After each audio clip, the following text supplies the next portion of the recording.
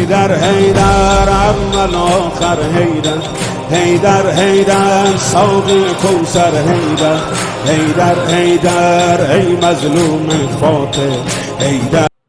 بسم الله الرحمن الرحیم الحمد لله رب العالمین الصلاة والسلام علی اشرف الانبیاء والمرسلین سیدنا و مولانا ابی القاسم محمد اللهم و آلہ الطیبین الطاہرین و لعنت اللہ علی اعدائهم اجمعین. اما بعد، ہم جو بیان کر رہے تھے کہ صرف خدا کی عبادت کی جائے اور والدین کے ساتھ احسان کیا جائے،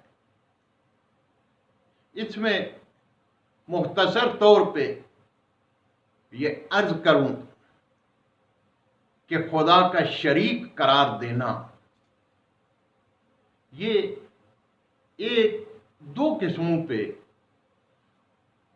خدا کے شریک کو ہم تصور کر سکتے ہیں، جس سے آیت شریفہ میں منع کی گئی. اس کو ہم دو قسموں پہ تقسیم کریں. ایک شرک ذات کے لحاظ سے، اس کو تقریباً آج ہمارے معاشرے میں کوئی ایسے مشرک دیکھنے میں نہیں آتے جو خدا کے ساتھ کسی اور کو شریک مانے، اس کو وحدہ لا شریک بے مثل و بے مثال مانتے ہیں. اس میں البتہ قدیمی دور اور زمانے میں اس کے شریک کے قائل تھے. وہ کوئی ستاروں کو، کوئی کسی اور کو خدا مانتے تھے. بہرحال آج ہمارے معاشرے میں خدا کا شکر ہے کہ اس شرک سے ہمارا معاشرہ پاک ہے. دوسرے قسم جو حکم میں شریک ماننا ہے، یہاں پر مقصد جو ہے خدا کے حکم میں کسی اور کو شریک کرے. یہ آپ سوال کر سکتے ہیں کہ حکم میں کیسے دوسرے کو ہم شریک کرتے ہیں. حقیقت بات یہ ہے کہ کافی انسان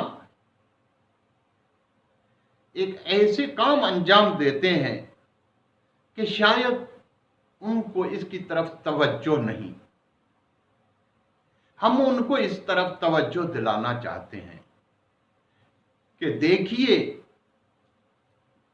جس سے قرآن پاک میں سختی سے منع کی گئی. جیسے ہم مثال سے ہم بیان کریں اس کو، جیسے نماز کا وقت ہوا، ایک شخص نماز کے لیے تیار ہوئے کہ نماز پڑھ لوں، لیکن کچھ دوست آ گئے. اب دوست آ گئے قبل اس کے کہ یہ نماز ادا کرے، تیار ہوا لیکن دوست آ گئے. اب ان کے ساتھ کچھ گپ لگانی ہے، ان کے ساتھ کہیں جانا ہے. اگر میں ان کے سامنے نماز پڑھوں تو یہ کہیں گے کہ بھائی یہ بھی مولانا ہو گئے. اب کیا کریں؟ اس نے وہ نماز ترک کر دی. اب یہاں پر سوچنے کی بات ہے کہ ایک طرف خالق حقیقی کا حکم ہے، جس نے ہمیں خلق کیا، وہ حکم دے رہا ہے کہ نماز پڑھو، نماز کا ٹائم ہے، نماز پڑھ لو. لیکن دوست جو آئے ان کا یہ حکم ہے کہ نماز مت پڑھو.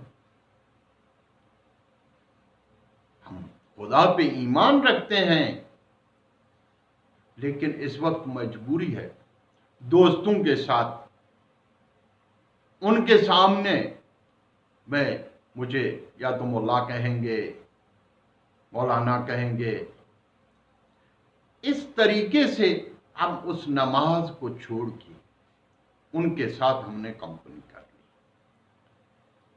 دیکھیے اسی چیز کو ایک طرف خدا کا حکم ہے، دوسری طرف یہ دوست ہیں۔ خدا کے حکم کے ساتھ ہم نے کیا کیا؟ ان کو شریک کر لیا، ان کی بات کو مان لی، خدا کی بات کو چھوڑ دی، اس کے حکم کو چھوڑ دیا، دوستوں کے بات کو آگے کر لیا۔ دیکھیے اسی کو علمی اصطلاح میں شرک کہتے ہیں۔ شرک اسی کو کہ خدا کے حکم میں آپ نے کسی اور کو شریک کر دیا۔ دیکھیے اس کی مثالیں کافی اور بہت ہیں۔ ایک مرتبہ دوست کی وجہ سے ہے، ایک مرتبہ بیوی کی کہنے پر مرضی پہ، ایک مرتبہ اپنی دل کی خواہش پہ۔ آپ اگر توجہ دیں تو یہ جتنی بھی باتیں پیش آتی ہیں وہ صرف اس کی وجہ سے آتی ہیں کہ خدا کے حکم کے سامنے ہم کسی اور کو شریک قرار دے دیتے ہیں، ہم کسی اور کو شریک قرار دیتے ہیں۔ جب کسی اور کو شریک قرار دیں تو ظاہر ہے کہ یہ عبادت خالص عبادت خدا کی نہیں۔ جو آیہ شریفہ میں منع کیا گیا ہے وہ اسی سے ہے کہ دیکھیے خدا کی عبادت میں کسی کو شریک مت کر، ورنہ وہ عبادت نہیں ہوگی۔ عبادت کے لیے لازمی ہے کہ ہم اس کو وحدہ لا شریک اپنا خالق حقیقی مان کے اس کے سامنے آئیں۔